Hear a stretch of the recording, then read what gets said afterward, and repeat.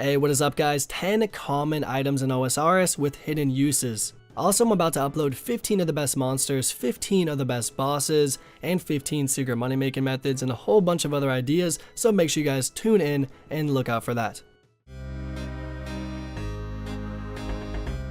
Yes, the disc returning, coming at number 10. I'm sure many, players have seen this item, but they actually don't know what it's used for. This is a very old item, came out back with Classic. It was released with pumpkins and party hats, and it was definitely a rare item. The main access spot is in the Dwarven Mines under Falador. This used to be the main ban location for Classic accounts way back in 2004. Nowadays it's very cheap and not many players, even know the use for. You can actually go into a separate realm and take screenshots. You can also check the total amount of players that have ever been in this, alternative realm with the disc on this certain world, and it's only 2, 3, 4, 1, 2, blah blah blah per world. So only 100 people have really ever been in this alternative realm.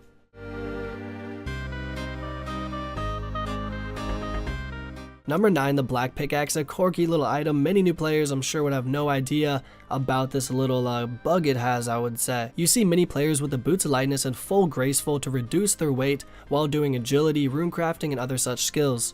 If you are going to be doing runecrafting or a clue, you can use the Black Pickaxe, which is actually 0 kg, unlike every other pickaxe, which is 2.2 kg, even the bronze and the rune.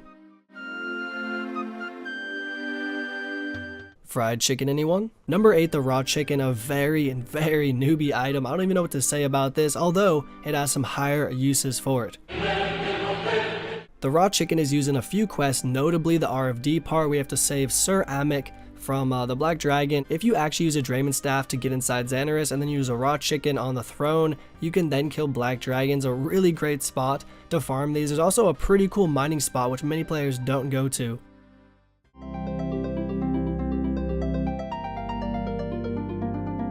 Alright, next up, the long bone and the curve bone, probably the best, most useful item in this whole list if you're trying to get construction XP, especially with the new update that just happened. So while training Slayer, killing monsters or bosses, you could get lucky enough to get a curved bone for 1 out of 5,000 or a long bone for 1 out of 400. For what I'm about to tell you, please note you need 30 plus construction, so don't go and do this and waste your bones because you won't get any XP if you're below 30. To get into the city, you also need Death of Dorgshan quest done, so don't forget about that. Once you have a good amount of curved or long bones, you would go to Dorgshan, the Goblin City, I don't know how to say that, the Goblin City below Lumbridge, and then sell it to Ballarok for 2k each. And each bone is worth 50k plus in construction XP. Well, I guess the curved bone is 70k roughly, and then the long bone is like 45k. But if you stack up 10, maybe even 50, that's that's like 3 mil, 2 mil saved in construction and a lot of XP.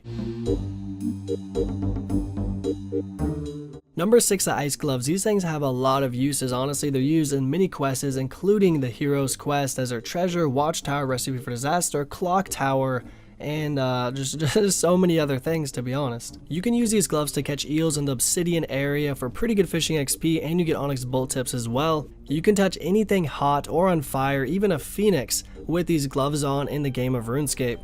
Although the most notable use is Blast Furnace. If you actually wear these gloves and then collect your bars, you'll get them instantly instead of having to wait about 15-20 seconds, so it really speeds up the XP for many players.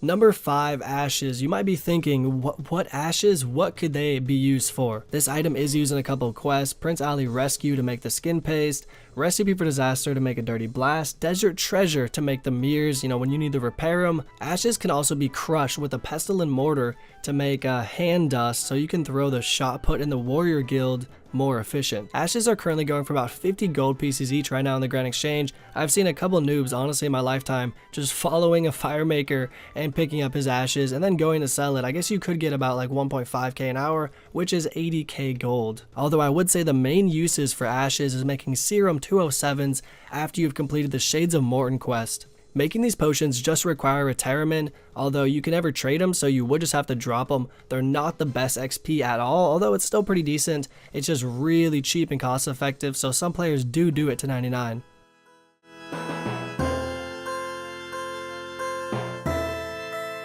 Number 4, the Charged Glory. The Amulet of Glory definitely has some nice teleports, and especially with the update about a year or two ago, it can now fit 6 charges instead of 4, even better. This is the main amulet you would definitely want to use before you get like a Fury amulet. If you actually wear a Charged Glory, doesn't matter which charge it is, while mining you'll get gems at an extreme rate. Plus, if you wear it while gem mining, you'll mine the gem about 3 times faster. Definitely something to consider.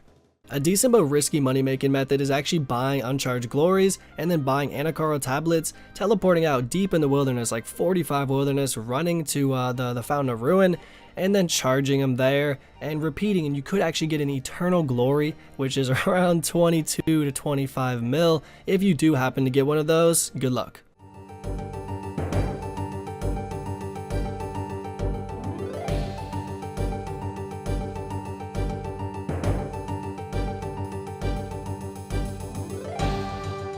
Also, I just want to say this thing's kind of cool. I've never sat here just for a minute or two and watched the runes keep coming out. It's honestly pretty freaking mesmerizing, isn't it? Also, before we jump into the next one, don't forget to check out the new sponsor of the channel, Amazon Audible. Of course, it's books, but it's audio. No one likes reading books anymore, which is pretty sad, although I still read here and there. If you do sign up, you get a full month free with 2 free books, and then the future is like 30% off. Honestly, guys, click the link. You can cancel anytime, and you still get to keep the books. One of the best like programs I've ever seen. Check it out. Number 3, a bucket of milk. Alright, so you may have a Hellcat after doing the RFD part and you've never been able to change it back. You can actually just use milk on it instantly and it changes back to a regular feline. If you happen to do the quest Tale of Two Cats, you then get a mouse toy which looks like an abyssal whip. The attack animation, everything, it's really cool. You can then use it on a fat cat, overgrown, or lazy cat, and then turns to a wily cat. The wily cat is the best for catching mice. You could also bring a few extra lobsters or get a stack of kawambwani. It's the green fish you need to catch the actual kawambwan. I hate saying that word. I can never get it right. But yeah, if you actually do that, it's 1 stack of food and you keep feeding your kitten for about 2 or 3 hours, it turns into a grown cat. You go into the west part of the city, talk to some man or woman, and then you get 200 death runes every time. It takes, 2 or 3 hours. Not a bad method at all for Iron Man. I'm sure many of you guys have gotten bird eggs from birds' nests while woodcutting, possibly willows or oak trees, and I'm going to show you guys what to do with those eggs. So of course, rumor has it that summoning is going to come back to OSRS eventually in the future, and people do keep on to the eggs thinking they're going to become like god eggs or some type of creature. Who knows, honestly, but for right now you can go to the woodcutting guild and put these eggs into the altar and they'll actually become a regular bird's nest with the seed and whatnot. But you can get an evil chicken set. These set pieces are 1 to 2 million gold each, although it is quite rare, probably 1 out of 200 drop rate to get a set piece. I also just uploaded a video of opening 10,000 bird nests. Definitely go check that out. If you were to go seek out bird nests, definitely do birdhouse runs, but you could also just cut trees, although the chances is 1 out of 256 out of any tree to get a nest from cutting the logs.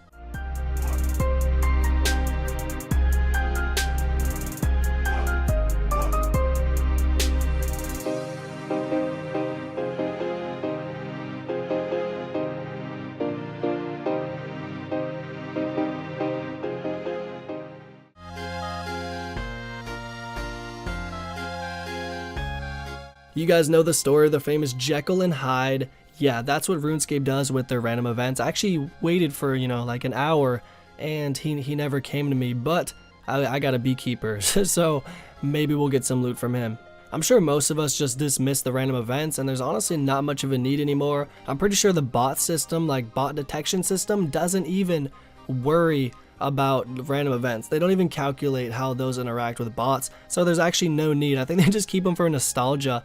But if you do actually talk to the Hyde and you give him certain herbs, you can actually make some nice profit. Check out this chart.